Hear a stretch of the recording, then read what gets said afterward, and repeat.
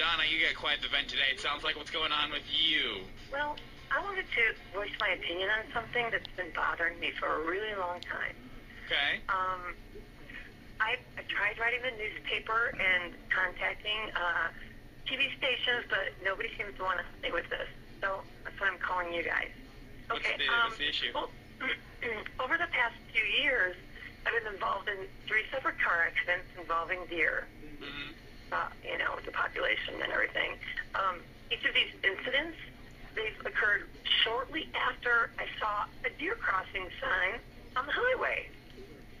Well, my frustration is that Minnesota and North Dakota Departments of Transportation would allow these deer crossings to be in such high traffic areas. I mean, I've even seen them on the interstate. Why are we encouraging deer to cross at the interstate? I don't get it. That's such a high traffic area.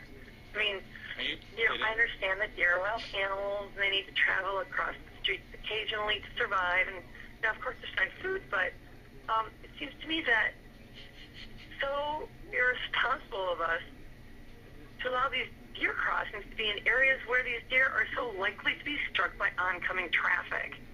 Wouldn't you agree? I mean, it's just, you think they would put deer crossings maybe, in, smaller towns, maybe during at a school crossing. It would be a safer place for them to cross. But, for the deer crossing sign. Deer crossings aren't telling deer that it's safe to cross there. It's just more of like an alert for drivers so they know it's like a high deer population.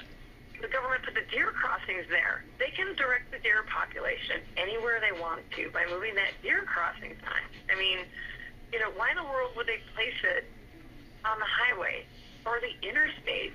I mean, God, there are so many other places I can think of than the deer crossing signs on busy highways and interstates. You seem to be under the misunderstanding that the deer are somehow attracted to the deer crossing sign. Well, yeah, the deer crossing sign is there to allow the deer to know that's where they need to cross. Right. And all these car accidents you had involved a deer after you saw a deer crossing sign. Exactly. I try to watch out for the deer, but, speed limit 55, 65, how am I supposed to, you can't brake really quick if if the deer just is crossing in that deer crossing area. So you'd like to see these signs move somewhere safer? Right, if we can move them